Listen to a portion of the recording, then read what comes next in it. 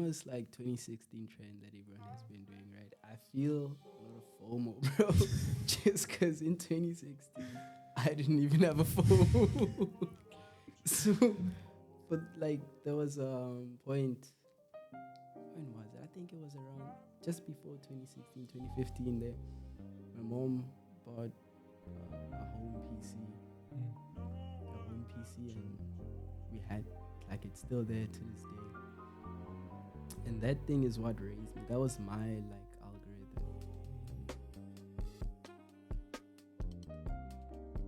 Welcome back to Misunderstood.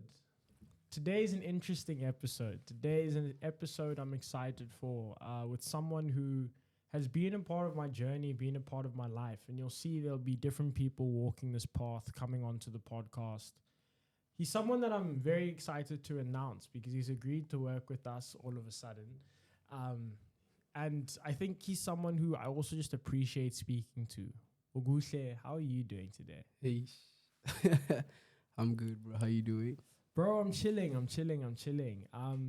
We had an amazing conversation. I think when was it? Thursday, We right? did. It was on Thursday, yeah. And yo, After class. there's so much I want to say about that conversation because I could tell you're mad excited, bro. I was like, yo, I'm saying the right things. it came about because Misunderstood Clothing was looking for a creative director, and we found a creative director. He's sitting in front of us, and there was something in it. The beauty of trying to define what this thing is. How do we express it? How do we find life in it? That I think was amazing. And I don't know. I want to ask you, and I guess I'll give you the floor to really unpack. What does it truly mean for you when you think about Misunderstood? What is its journey and expression meant? But yeah, what is Misunderstood if you were to say it was what it needs to be in words? Okay, I'm gonna start from what I saw like in the beginning. This is like 2022, 2021 podcast recorded on an iPhone, bro. I was like, yo, this homie Khumo from debating is doing like really cool stuff. And then I remember DMing you, just like asking, like, oh, so like, are we just making like political things? So in the beginning, I saw Misunderstood as like a really serious, like youth-led, sort of discourse platform about like political things that were going on around at the time. And then I saw you branching out a bit as time went. And what that meant for me in my head in understanding like what Misunderstood is that in and of itself it was misunderstood. Misunderstood by us, misunderstood by you. And it's just like trying to figure out what this thing is. So I was like, oh, okay. This is honestly just like a blank platform for anything, bro. From podcasts, talking about whatever is going on, talking to different people about what they have going on, especially like cool people, a bunch of like creative people that you have here at times, a bunch of other friends that like we have mutuals with, and like carrying those conversations. And then the clothing came about. I was like, oh, like we're getting serious. And then I saw like video stuff coming out. I saw like it was just branching, and so many more people started to get involved in this thing. And I was like, yo, okay, like this thing is something that's getting serious now. So I just saw it as like this platform for like very young, creative, driven, and also just like people with a purpose, like putting in work, directing the energy towards like some vague something, bro. And then I was like, yo, that's actually pretty cool. The aspect about it that was like most cool for me was that this is like something started by someone I know. So it's like usually you listen to a podcast or you get on to something on social media, and there's like almost like a barrier just because it's on social media, and there's like you don't engage with these people in real life. And then to see like, yo, like this is someone I know who started this thing, I was like, okay, this is pretty cool. And then from there, I was like, wow, this is what it's becoming. And then I think like going forward, like it's almost become a lot more polished over the years, Mm. just from a quality point of view, and also just like a content point of view. I feel like now where misunderstood is kind of going is analyzing that at its core, like the idea of what it means to be misunderstood, what is it that is misunderstood, and trying not to like define it too much to the point where you can exactly pinpoint what we're going to be doing, just because embracing the fact that things like the future itself is like something that is kind of unpredictable Facts. and something that can also be misunderstood depending how things just like roll out in the future. Like the clothes that we're making now can turn out to be different later. Just like that, bro. Yeah, I feel like right now what misunderstood is going to become is something that is bold in the unknown and like not knowing and embracing the fact that okay, like we're just doing things. Like we're just trying things, basically. Yeah, man. Yeah. Yeah, you've done it again. I think it's that thing that we said. It's that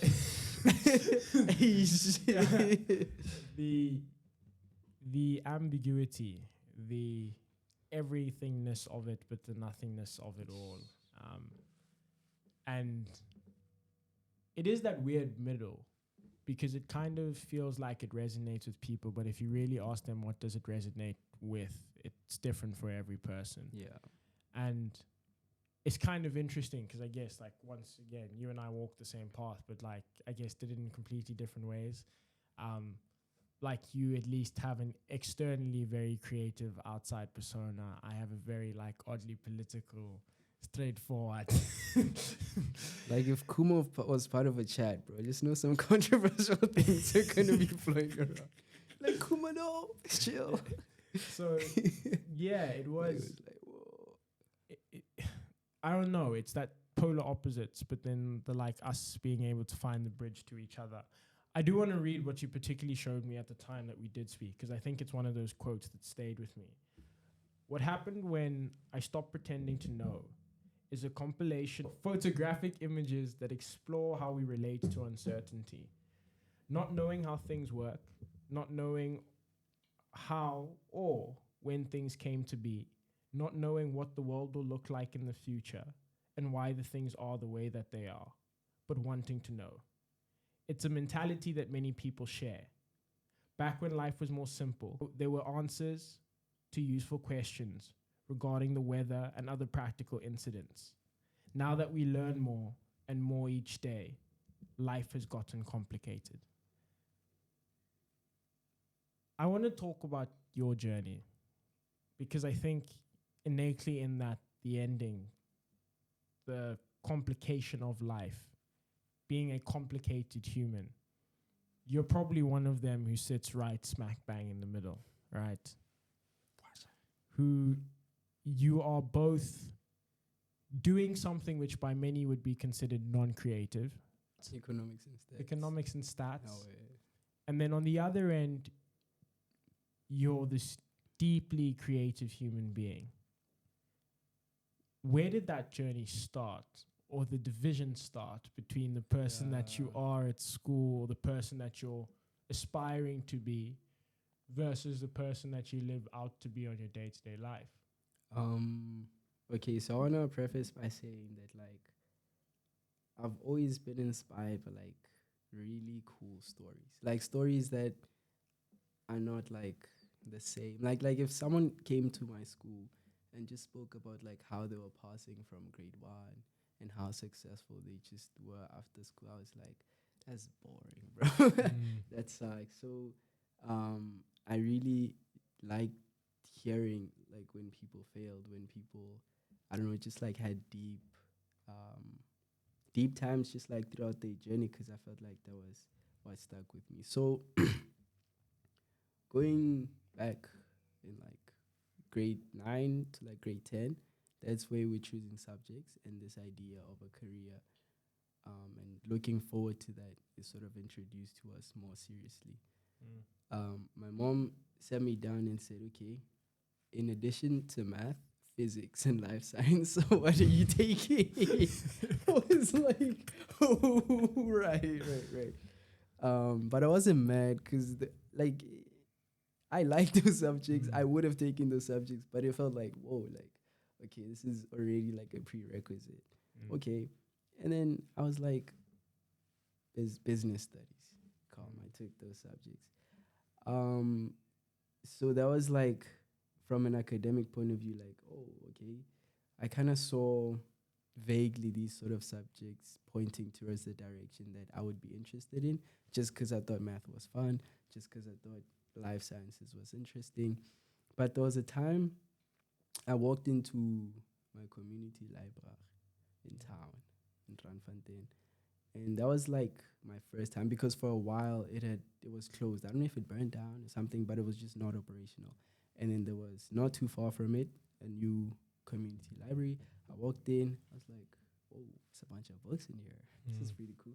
Then I picked up a book. It was about economics. I forgot who the writer is, but I don't even like resonate with that guy in any way. I tried like researching him like years later, and like maybe he's like he's a white guy. I forgot his name. So I read like the first like 2 or 3 pages, and it was just like talking about South Africa's transition from apartheid and how economically we were moving and sort of reaching out to the world after the sanctions, economic improvement. I was like, whoa, like this is explaining like what's going on. And then I felt like economics just from that point was like interesting. And then I started listening to podcasts about economics, understanding it just from a conceptual point of view, like, like the chat that we just had, like people think economics is just money, but it's like really about decision making, choice and such. I was like, whoa, that's actually pretty cool. And then all of this is happening while I'm obviously going through high school. I have these subjects. I'm doing just fine. But back home, like the area that I come from, Randfontein, where it was like so weird, bro. It's such a weird town, bro. Like when you're there, you see the poorest of whites, bro, and you're like, what happened to you guys? Respectfully, what happened to you guys? And also just like my area specifically, I'm not gonna put out my ad like that. Just seeing that town degrade over time, I was like, what's happening? I remember coming back after first year. I think it was during the June holidays, my first year from Cape Town going back to Jersey. And then I saw like a bunch of homies who like stayed.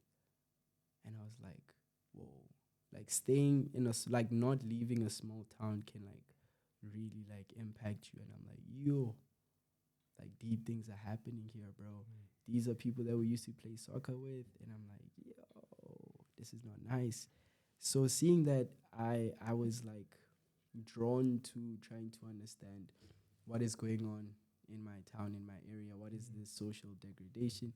And although at that time specifically I was first interested and like probably exposed to economics kind of vaguely, and then at that time my understanding was that economics explains this.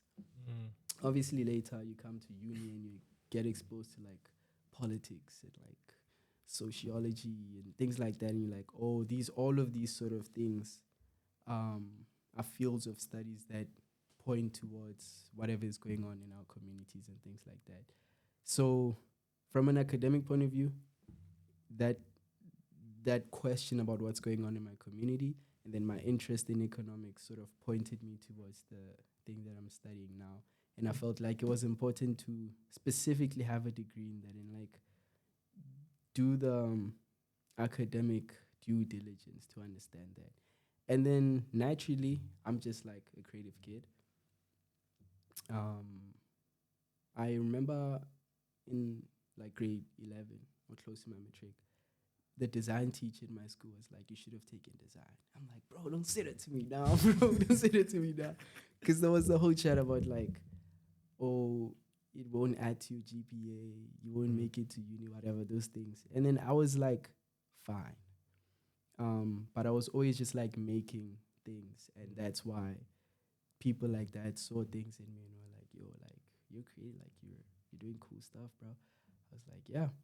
So that sort of creativity was my vehicle to trying to explain, trying to understand like what's actually happening here. So photography, walking around taking pictures, um, painting, just like visual things and things that have to do more with like feeling and emotions. Yeah, these like abstract things that pointed me to trying to investigate what is going on here, like understanding like relationships. What is I remember, bro, there was a time I was skating, bro. I was skating, we had our phones down like in someone's like fanny pack, little bag on the street, and then some random kid, bro, walks past. Obviously, like wabona, like kentwana kasi, like it's like a kasi kid, like you see, okay, sharp, the way he's walking, the stance, everything. He walks and then he takes the bag, right? And I'm like, I don't know this guy, but clearly the friends that I'm skating with like know this guy, and I'm like, what just happened? Like, I'm not getting mugged right now, bro. Okay, sharp. He takes it, he walks, and then I look at my friends. I'm like, you guys know that guy? It's like, yeah. He's just some kid, bro. And I'm like, wafetu. And then we stand up, we walk, like we follow this guy, we're like, yo, like we want our phones, give back our phones. So he's mising us. So I remember walking, following this guy, because he even pulled out like a knife, bro. He pulled it just to scare us and things like that.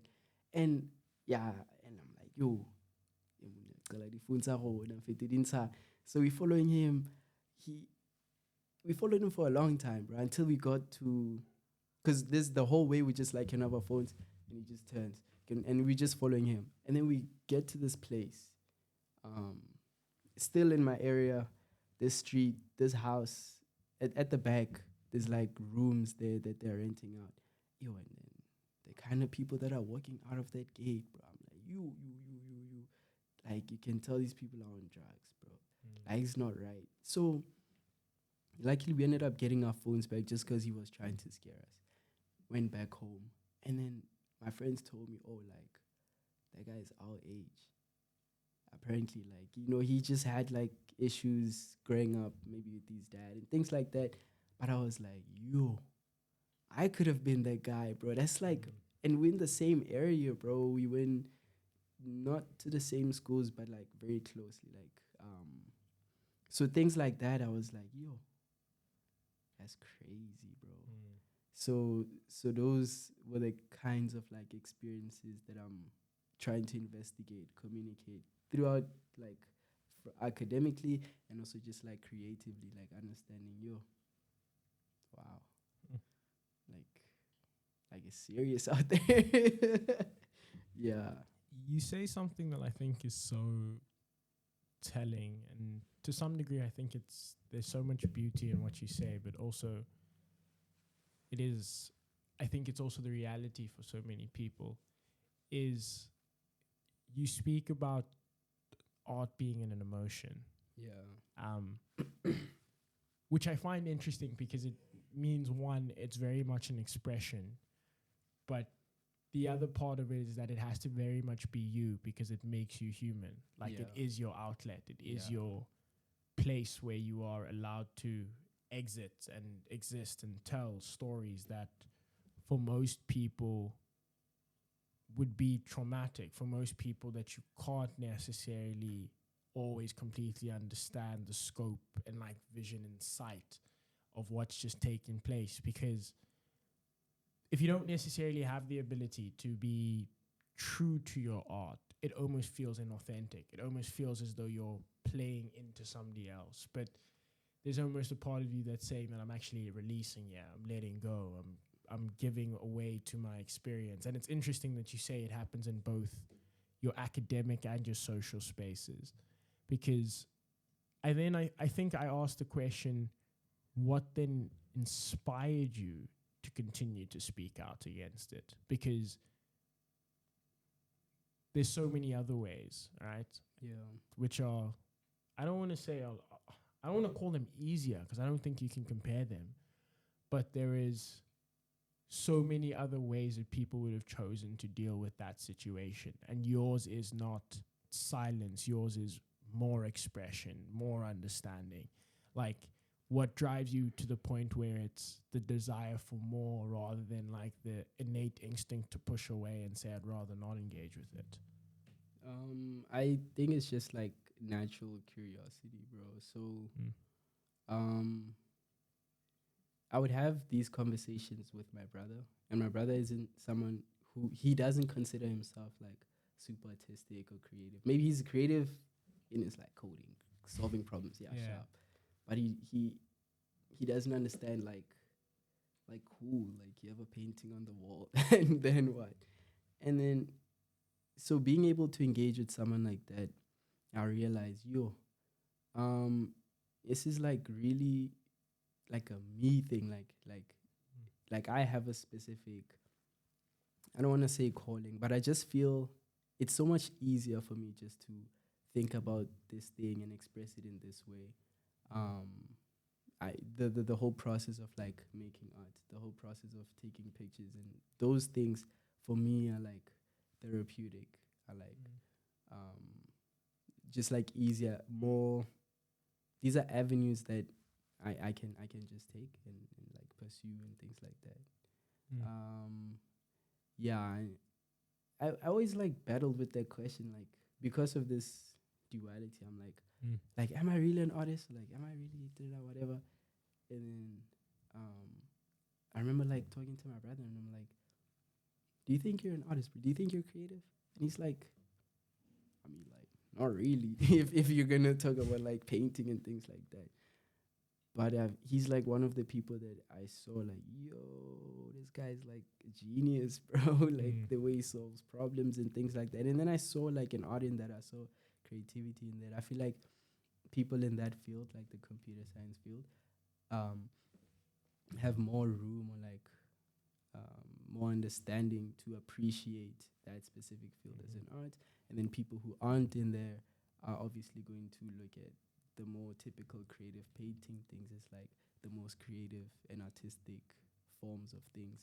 So I was like, in like trying to understand all these things, like, am I less of a creative? Am I less of an artist if I choose to study economics in hopes to one day like influence economic policy or something like that? And I felt specifically compelled. I was compelled to be like to pursue like this academic stuff, just because I felt like I'm able to connect with this one problem in so many different ways. So none of which feels burdening more than the other, whatever. Obviously, it costs showers at times. Yeah, for sure, for sure. But like, it's both are like struggles that I'm willing to take. Like I'm willing to fight in both ways. So yeah, just because I know at some point when I'm doing, I don't know, whatever research, whatever those things, um, I can connect to a certain group of people who are academics and understand these things, and yeah, we can, I don't know, go from there with those people. And then when it comes to expressing some body of work that talks about these things, I know there are certain people who are more able to resonate with that, and I felt it's like important to bring these discussions through both lenses. So I was like, oh, okay. Right now, I'm at a point where like I also feel very iffy just like talking about it, just because there isn't like concrete evidence of like these works that I'm talking about. But this like I said, it's like this feeling that I've had since like grade 10, where I'm like, oh, like I know what my success sort of feels like, what it looks like, and I'm like, oh, okay. Like it's in my head, bro, but like trust me, bro. Like that's what's been like driving me to this point. Yeah. Yeah. Rick Rubin says something brilliant. That guy. Yeah, bro. He's crazy, but he has the take of everyone's an artist, right? Yeah. In everything that they do. Because I guess, as you said, and it's the thing you point to, art is solving a problem. It's starting with a blank canvas, which for many people is a problem to be solved, and ending up on a completely different outlook. It's making a decision that somebody else wouldn't have made to get to a completely different outlook. It's a bunch of these choices, right, that lead to different solutions, mean different things to different people.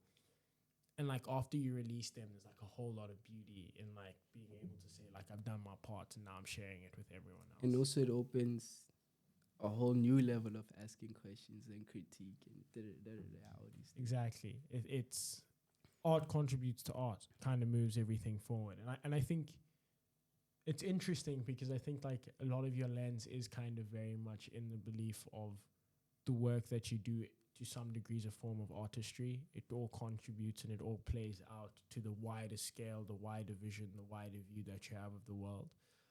But in addition to that, I also think there's an ability to recognize that different art speaks to different people. Yeah. And there's like that subjective element to it. And it's like, for some people wearing a suit and tie, going to work every day, 9 to 5, that's their form of art. They love that form of art because it gets them a real different type of reward, different type of satisfaction, fulfillment. Walk me through your early days, because I think I'm always curious as into what influences you had that allowed you to get to a point where you firstly, one, felt comfortable enough to be creative, but two, where you felt like you were able to like define your voice and define an identity. The creativity stuff came at a little bit later, like early high school. Okay, so everyone, it's like 2016 trend that everyone has been doing, right? I feel a lot of FOMO, bro, just because in 2016 I didn't even have a phone. So, but like there was a point. When was it? I think it was around just before 2016, 2015. There, my mom bought a home PC, and we had like it's still there to this day. And that thing is what raised me. That was my like algorithm. Whatever that was trending or that wasn't trending, that my brothers were able to capture and put into that PC. That was like me from that point until like, in high school I had to have a phone, so like grade 8 there. Actually, even beyond, just like a little bit into high school, but it kind of faded. But yeah, so my oldest brothers and like the middle child, older brother, older, yeah, they put stuff on the PC. So movies, documentaries. The first time I saw Dr. Uma was on my PC, and I didn't even know who it was. It was like some long documentary about like, what's this? Like Africa, like pre-colonial African things, like all those things. And then music, like the Lil Waynes. And then my older brother, obviously, is older, so the older stuff. So like that OG hip hop stuff. And then because we've had it, and they are also people that are growing, and obviously they're older, more tech savvy, so they know these like they like having sticks and transferring whatever. They have friends, all these things. As we progress through the end of my primary into high school, like the 2016 music to like the 2019 is now all in this PC. And then now I'm there. So instead of like scrolling, I'm like clicking and listening to music, all these things, watching films there. And then, so that was like the foundation. So the kinds of artists would be like Lil Wayne. I wanna list from like the different brothers. Ninth Wonder, Actual Proof. There was this album, Black Boy Radio. That's a nice album. And then for my a lot of like the Frank Ocean, like those 2018 stuff. So that was like the nice stuff, and then a lot of anime too, because my brother was into anime. So literally, like who I became throughout high school is literally like a mashup of those two people. The reason why I started skating was because of my brother. So I'm skating with like his homies, and I was like, "Yo, that's so cool." And then yeah, so that's the foundation. Okay, now I'm in grade 8, and then I'm finding my own people. Me and my friends, we would like organize our own shoots. As to like what it is, like we don't know. There was no deep concept about it, but this is 2018.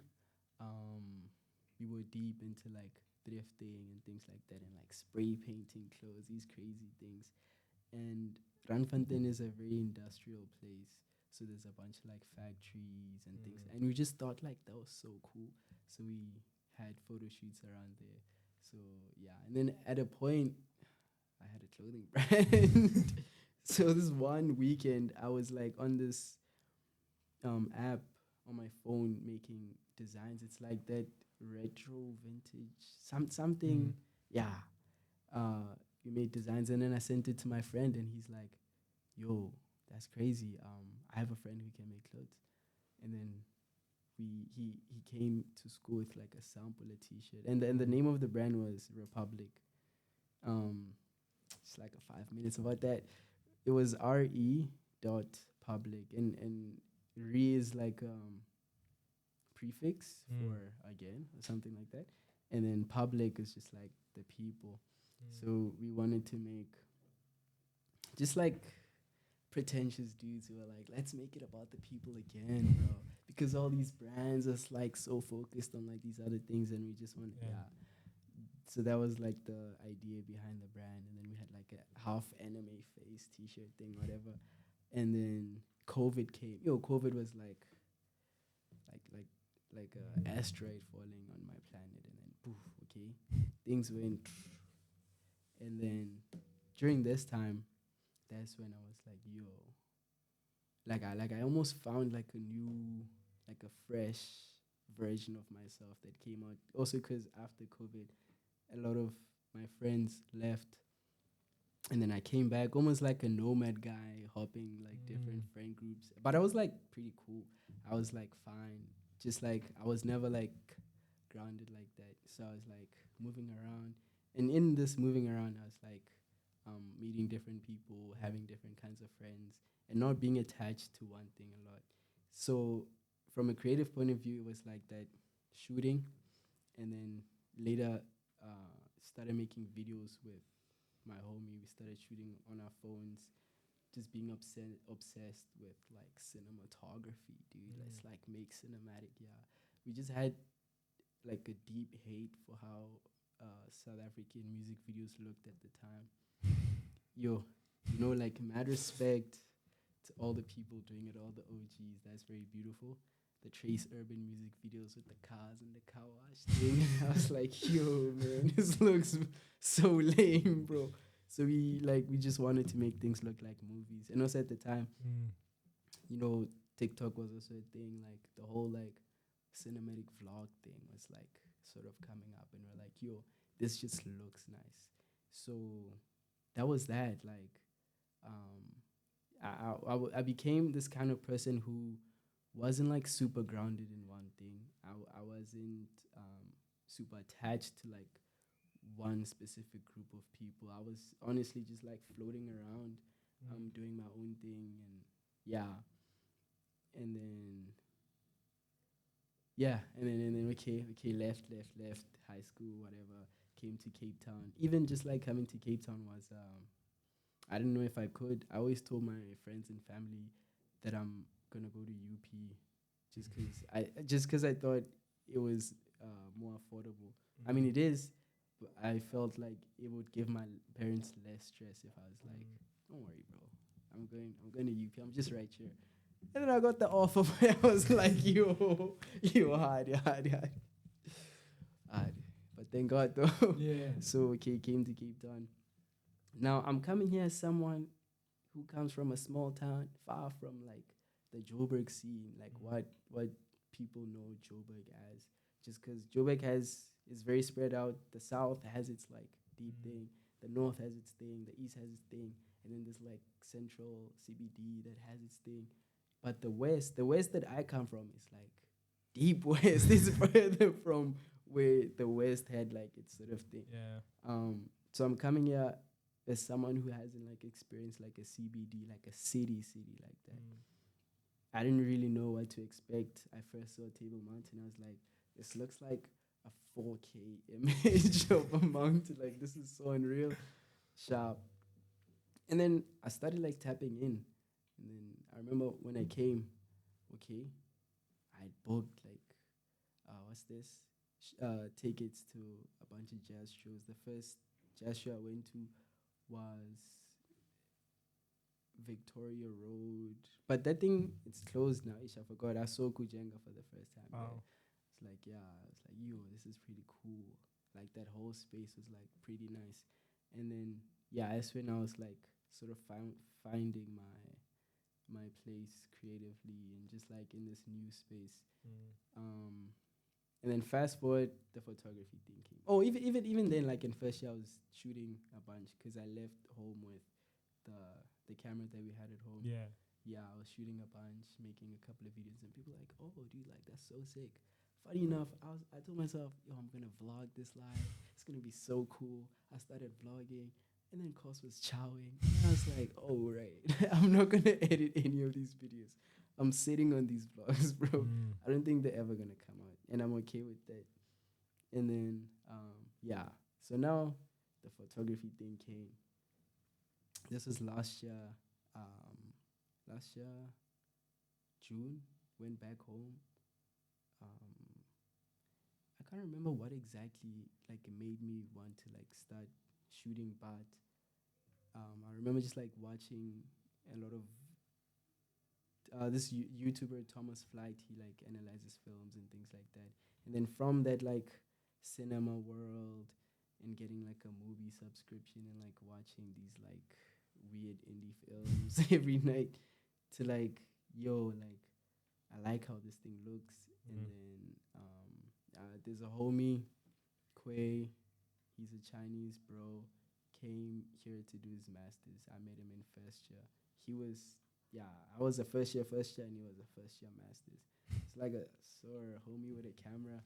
He had a Leica around his neck. I was like, yo, who's this guy? And then, yeah, so just like being friends with him, like it got me to a point where it was like, yeah, this is so cool. Like I'm actually going to do this now.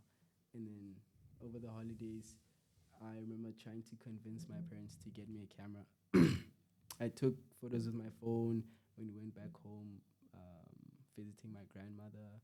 I make them black and white just so they can look like that film, whatever thing. And then I compile them into like a PDF, like a digital photo book PDF thing. Yeah. Oh, I remember now. I came at in the beginning of the year. I was with that homie Quay, and then I saw like photo books for the first time, and we're in the library. Wow. I was seeing like, yo, this guy's grinding, bro. Like, yeah, and I was like, yo, I want to make a photo book, and then yeah, and then I started being into like shooting specifically, sharp shooting. My brother actually got me the camera that I have. Wow. And then, yeah, just because he was like, let me help a young man out, man. Let me help a young man out. Because he saw, yo, I was down bad for that camera. So I showed my parents that little PDF thing. It was so nice. Yeah. And then they were like, yo, this guy. I mean, I guess. I guess he wants to shoot, right? Yeah, I got that. And then from there, yeah, it's just been shooting. So I only got my first camera like last year, June. But I feel like I've always been taking photos with my eyes, like since grade 8. Around those times, I was shooting with my friends. Those weird like fashion shoots, whatever, in front of factories and things like that. To now, basically. The question was like, what does my upbringing look like, or something like that? You good? Don't stress about the question. Yo,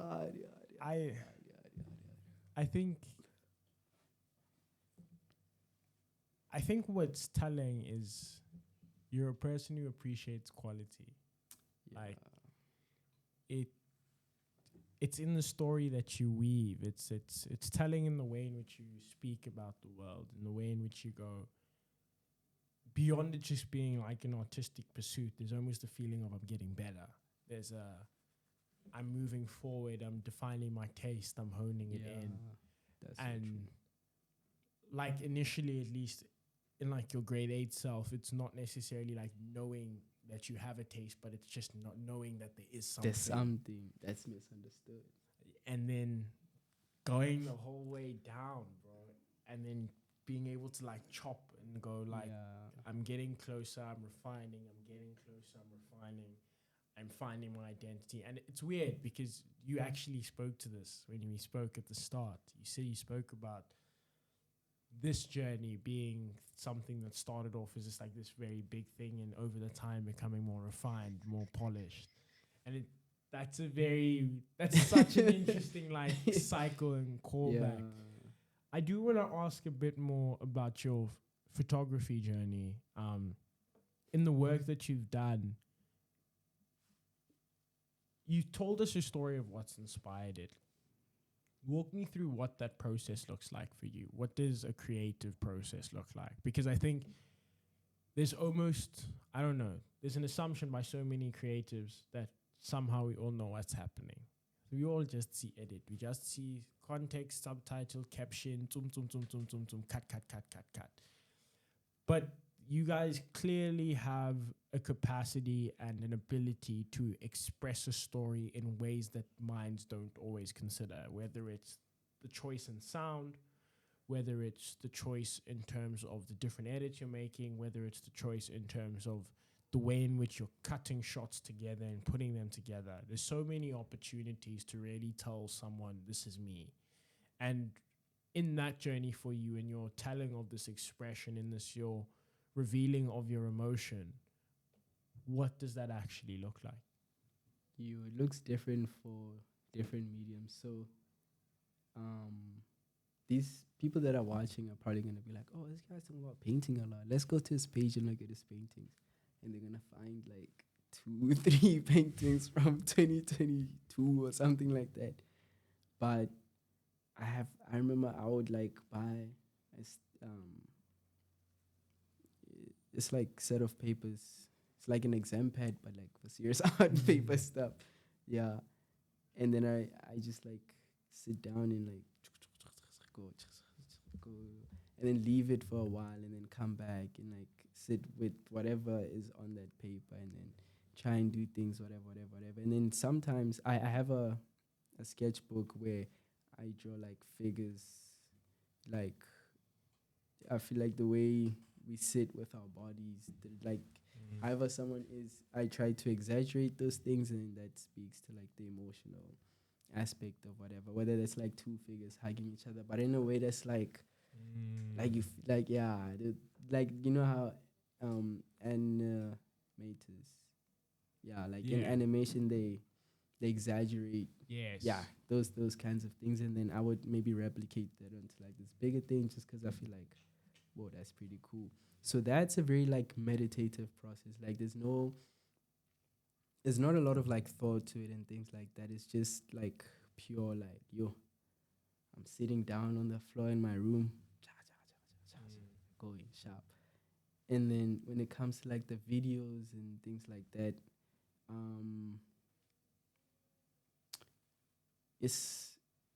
so there's one that I did for a friend, Toby from 59th. He's a rapper, and he has this song. He was like, yo, let's shoot a video. It's like, yeah, let us shoot a video, bro. Let's do that.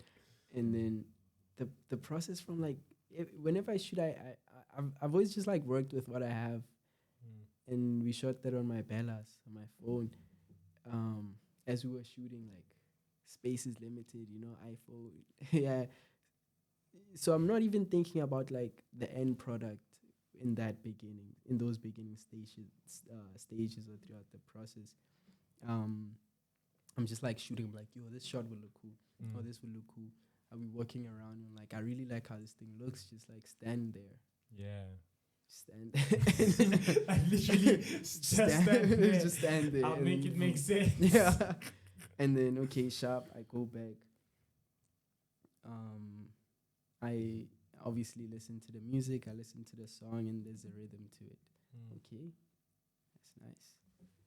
And then I put all the clips out on the timeline. And then I'm editing on CapCut on my laptop. It's just better than on the phone. Also, there's no watermark. I'm just saying, hey, free game, bro, free game. You don't have to get the premium version. And then I'm just cutting. And then as I'm going, like ideas come as I'm like cutting. I'm like, oh, imagine like this is a video, but you add like a frame and it makes it look like an image, like a picture. All these things. So what I was thinking, or how I was shooting, well, what I was thinking when I was shooting, um, isn't like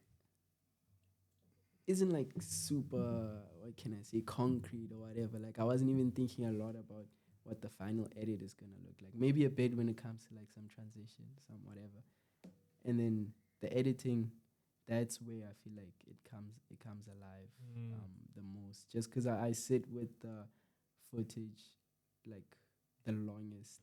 So when I shoot, I try to like shoot this thing and then like get done with it, like move, like obviously you get the shot, but because we're working with limited space, I was like shooting and then I could feel like, trust me, bro, this is the shot. This is the one. This is the shot. And then yeah, we work. And then the final product, I remember watching it, I was like, yo, that's so cool. Yeah. And then I just decided to make it black and white. During, like when I was starting, I make it black and white, and I was like, wait, okay, I see where this is going now. Yeah. And then I just ran with that. So that's like the videos and whatever stuff. And then when it comes to like shooting, specifically for where I shoot for myself, where it's just me. I'll just take my camera, walk around town, and just like go Miesenberg. My bad.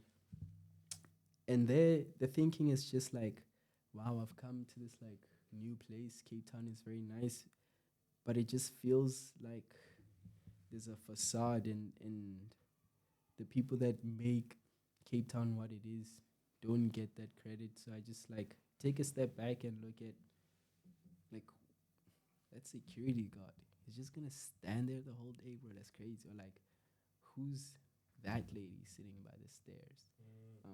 These construction, like there's a building being constructed like for a long time, and I'm seeing these people go up and down, but like as soon as this building is up, like we won't even think about these people or this thing. It changes in ways that makes us like forget like where it sort of comes from. And like Cape Town has its deep problems, bro. I remember coming here for the first time. I'm walking down Orbs there. I'm like, yo, this is a nice dealership, it's a nice car. Across the road, Mukuku. Right by the street. That was my first time seeing that. I was like, yo. This is deep. So things like that, it just made me like curious about you. Like what makes Cape Town what it is? Like what makes the city what it is? And that's kind of what I'm asking myself as I'm taking pictures. So I don't think I've taken like many great pictures, but like I'm just like walking around thinking, or like it's just a way to pay more attention to these specific things as I'm taking pictures. And the thing is, I shoot film, bro. The reason why I shoot film, it's no like practical like act, like bro, digital is better than film in like many ways, in like 99% of the ways. And that is just because digital photography just came for a reason, just make it better to shoot. You can shoot more, you can get more out of this thing, whatever. So if anyone asks me like digital or film, digital, bro. Like technology is advancing for a reason, bro. So film is like a huge inconvenience, but the way I shoot with film, the way you treat film is obviously unique to shooting film, especially just going back to that digital versus film thing, like film cameras got to a point where when there's a film camera that I can show you that doesn't look totally different from like the early DSLR cameras. So at that point, the only difference being the fact that this shoots film, like it has an automatic setting, bro. It has things like that, and it's like we can't still just be like, oh yeah, film has its look. The film has no. As time goes, like it's going to be way easier to replicate that. But I felt that with as I'm shooting specifically with film, there's a lot of what's this? Like different actors involved. So there's me, I'm shooting, and I'm like, yo, I spent 250 on this roll. I spent like 3 clip on this roll. Let me know, just go ka ka ka ka ka. And then there's your film lab, and there are different film labs, but I know I specifically stick with Cape Film Supply just because it's like that relationship between a parent, a teacher, and then the child. You're like the film lab is the teacher, and then I'm the parent, and I'm like, here's my child, go teach my child, go whatever. Yeah. And then it's important for a parent to have a relationship with the child, with the teacher, just to understand more about the child, things like that. So Cape Film Supply for me is like that space where everyone working there shoots film, everyone working there are passionate about film. So I feel like I'm giving you this thing, and I'm like trusting you with it, bro. And you guys can teach me things. You guys can, bro, whenever they like hiring or like maybe they want someone part-time, like I'll be so down to just get down in the dark room and like actually work with this film. So I feel like the picture, right, when it comes to film, is this substance that like needs so much care. And I feel like that my care for taking this image in the first place is translated through that whole process. So I have a homie who like who studies photography, and like he sneaks me into like the lab at school just because I'm not on the art campus, and then we go develop film, like make prints. That whole process is like being hands on and whatever. That's like really nice.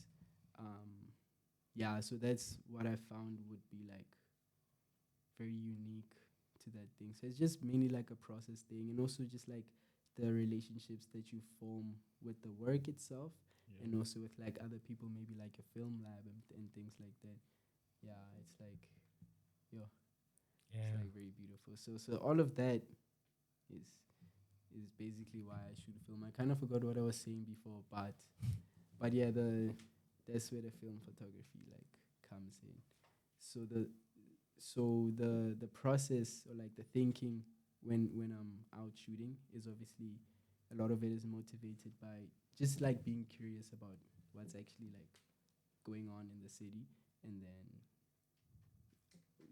it specifically as a medium of expression is also I valued a lot just because of that process of finally getting to an image, basically. Yeah. That's but it's expensive, bro. And I don't recommend it. If you want to do it, that's fine. That's totally fine. But I won't endorse it like oh my gosh, film is so special, and it's your unique connection to the medium. Like I won't tell you acrylic is better than oil, or like study ecos instead of finance. These people are probably gonna work in the same company, bro. Yeah.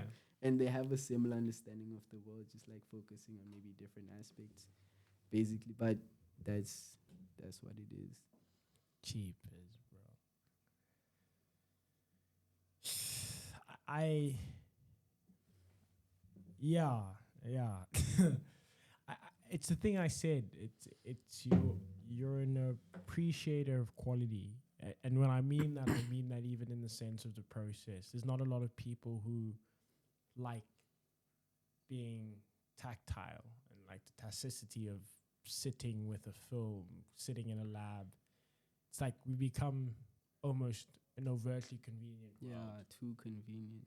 It's like if I can't take it on my phone today, post it today, then like what's the point, bro? And the thing is, I'm like that. Like my friends know if I take flicks and we're out, it's posting today. Yeah.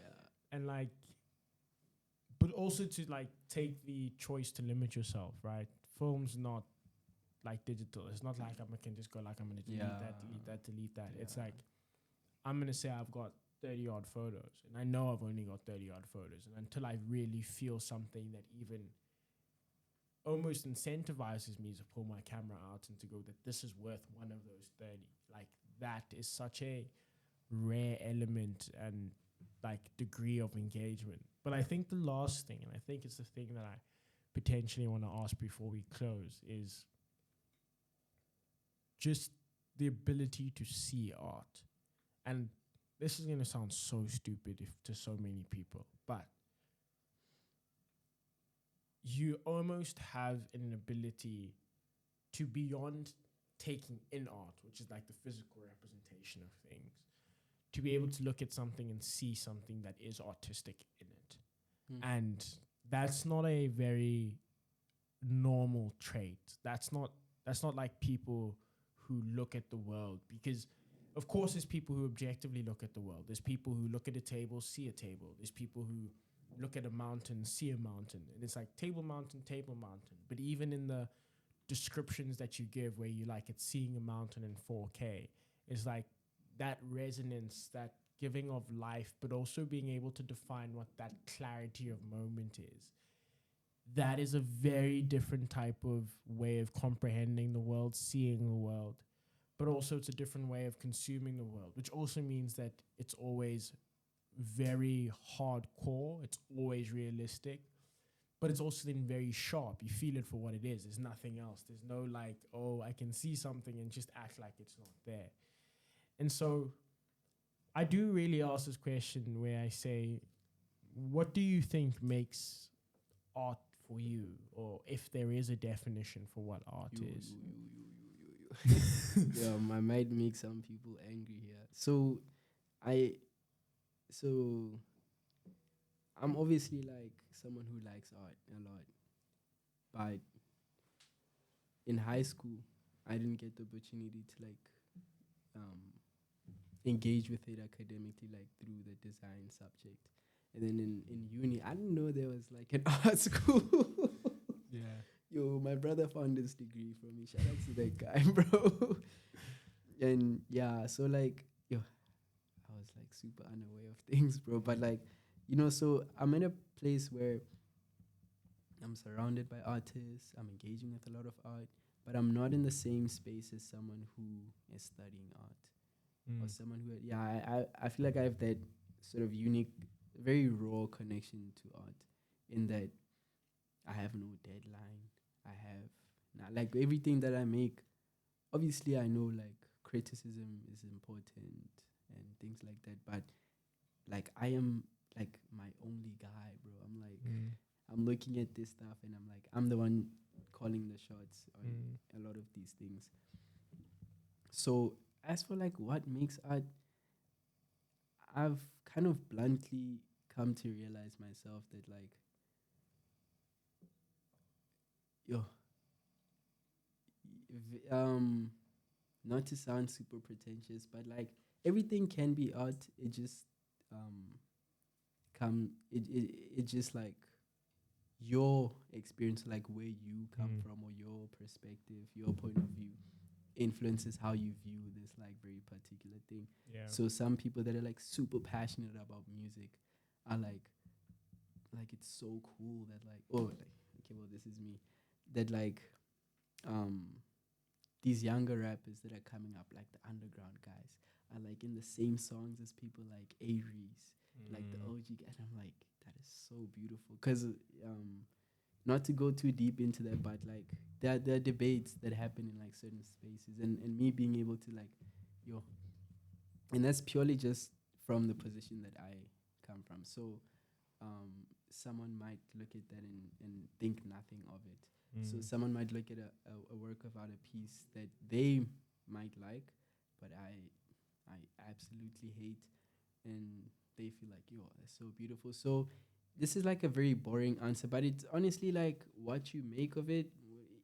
Like you choose if it's art or not. I feel like I'm going too far. It can be art. It's just like the level to which you appreciate it and how much it matters to you sort of deepens that meaning to you specifically. So everything is art, everything is beautiful, everything is whatever, bro. But like everyone wants like some meaning, some emotional connection to a piece, and that obviously depends on who you are, whether that story behind that resonates with you, whatever.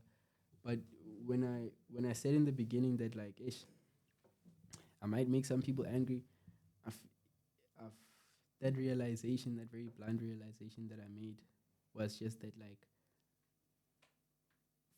for the most part, bro, like it's very useless, bro.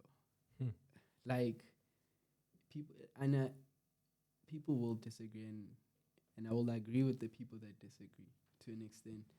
But I feel like there's a lot of ego. There's a lot of value that is inflated in the art world. Like where? Like this is also part of the reason why I felt like shooting film makes me feel more connected to the art because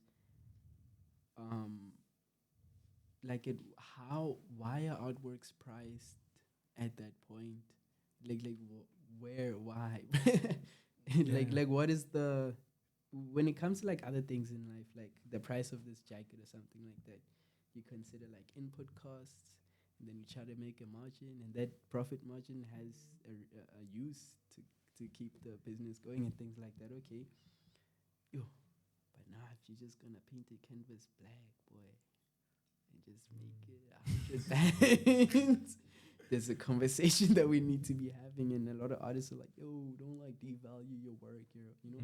And it's like so hard to take art seriously in that sense. I feel like there's a lot of inflation when it comes to like the actual like value of it, as much as like ish, I don't want to make people angry, but like you may make a piece, right, that speaks about something very deep, and it's appreciated or exposed to a certain group or type of person who has access to an art gallery, who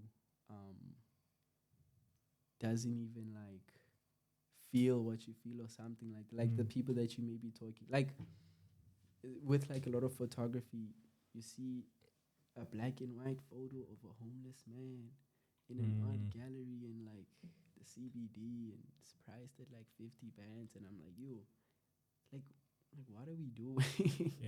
What are we doing?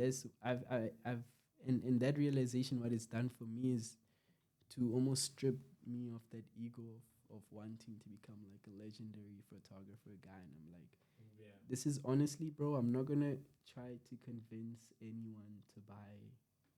Yes, I have posted on my story, buy my print, but like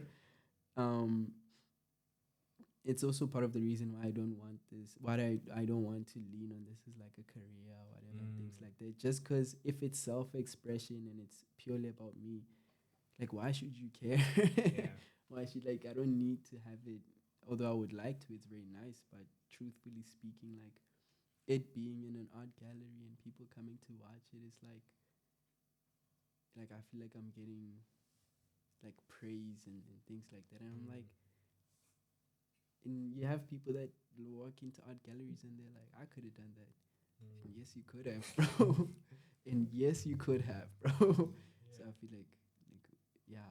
So whoever's engaging with whatever I'm making, whoever's truly appreciating it, I'm like, yo, shout out to you, bro. Like we can chat, we can, you know. But beyond that, I'm just like, I'm honestly fine if like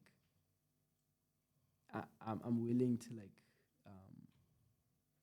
give people like a print, like if you're someone that I really like, I'm like, yo, there's this like picture that I took and I made this print. Obviously, I must eat. Like, you can cover. I don't know, at some point, like meet somewhere to cover like what it actually costed me to make this. And I'm like, yo, you like have this, bro. Like, you know, that kind of vibe. Like, I feel like we can definitely appreciate art, but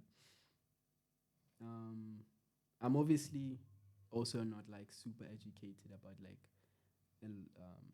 what sort of art movements, a lot of art things have done, and it was definitely a vehicle to have some change happening because you know you talk about discourse and things like that. Those things I totally agree with, but I feel like there's also like a point that we need to be like truthful About its value. about, and it's like that value, like what are we actually doing? Like it's just fake, bro. It honestly is. And I felt this mostly when, so in the beginning of the year, there were some people that were like, yo, trying to exhibit with us, bro. I was like, yo, that's so cool. That's nice. It wasn't like anything crazy. I'm very grateful for that opportunity. But I had taken some pictures over the holidays. I came and then, yeah, those photos I just happened to print and I was able to interpret in like that theme. And I was like, people were looking at my page and it's like, oh, tell me about it. And I'm like, no, actually. Like I would say things, but in my, when I'm just like, It's not. nah, Yeah. nah, like just look at it, bro. Like, just look at it, just look at it, bro. Yeah, I think there's, and I think this to be true to most artists. I think sometimes people overascribe the value to the artistic work itself when all it was just good art. And I think it's also because sometimes we've been sold this idea of like this beautiful story that comes about like these great pieces of work and how they're meant to have these like really deep meanings and a lot of nuance and a lot of characterization. And like sometimes people are afraid to just say like, yeah, that was a good song. Like I just made a good song. It had no meaning. It had no resonance, no depth. And I think part of it is the artist space, right? Artistry in of itself, because it used to be this very like high life, high society, high end. There's always this desire to make it something more than it is, right? And it's funny, I always say to people, some of the greatest artists were just some of the best marketers. They were people who were able to frame that their thing was a necessity. Like even reading Steve Jobs' like autobiography, one of the things that's evidently true about him is that he was just a great artist, but he was one of the great marketers for many great artists. Yeah. He was never the creator. He was never the person who was the engineer, but he knew what he liked and he knew what he didn't like. And I think that sometimes is like the complexity of art. The fact that it's the thing we said, the fact that you must know. And sometimes it's just like, nope, I didn't know. It just happened. The sad thing is too, bro, like, man, there's a lot of money, bro. There's a lot of money in this world. And to see like this piece or something getting sold for more than what my mom is earning a whole year. And like you just compare, like, yo, this person is coming home tired, bro. And I'm like, yo, this world is messed up. It is. Somebody Put it so beautifully and said that if you're a billionaire in this world, how do you have the capacity to comment about a photo that shows or depicts poverty on your platform but not have a solution for that poverty itself? And I think art does the same thing, and and sometimes it's not careful because it appreciates people's suffering, and it never necessarily provides a resolve. I think what I do want to ask in closing, very quickly, is what do you hope your dream to be for this space in terms of yourself, in terms of your journey, but also what do you hope people take away from that dream? I just want to get rich, bro. As we said yesterday, Mr. Capitalism, Capitalism. Bro, man, it's the system, man. I'm joking. What is my dream, bro?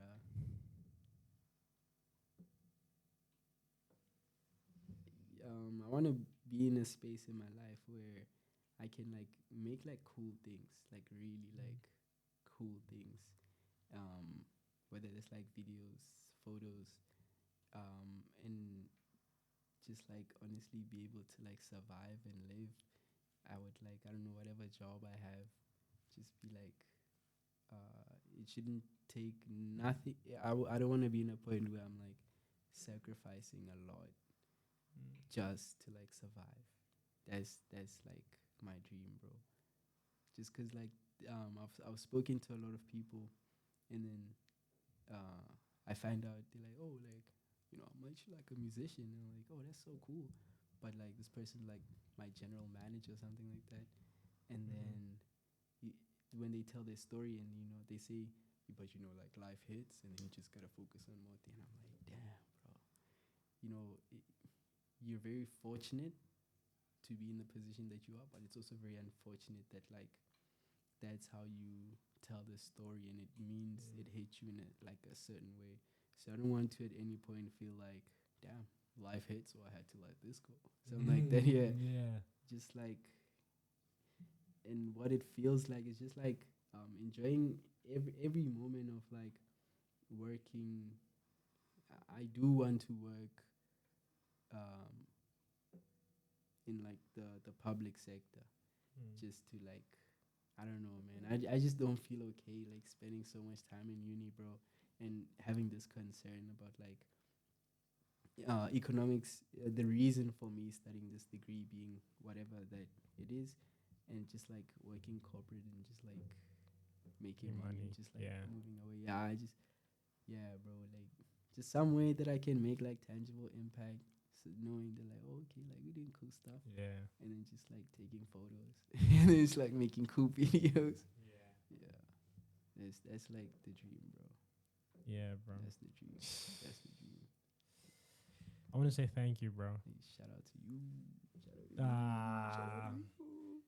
Shout out to you. I hope I wasn't too awkward. Nah, bro. I love. I always say I love the awkwardness, but yeah. Thank you, bro. I'm excited. I'm excited for what we're about to do. Same. There's a lot coming. There's a lot to be discussed. But I'm just also just like proud of the person that you are. Oh, wait. But proud of you, bro, and how far you've come. I think you're killing it. You're killing it in the space. And I know there's stuff you said that's coming that we've spoken about that I'm excited to see. And yeah, bro. Thank you very much. Thank you. There's also a crazy full circle moment because, like, this guy, bro, I know this guy. Yo, wait. Yeah, bro. Shut up. Yeah, if you've made it this far, thank you very much. I really do appreciate it. As I said, this is the start of the journey. We're going to have more creatives. We're going to have more of these conversations. We're going to be doing this a whole lot more in Cape Town. I'm excited. The ball is rolling. The momentum is up. And yeah, man, soon big things are going to be coming. But most importantly, this has been Misunderstood. You.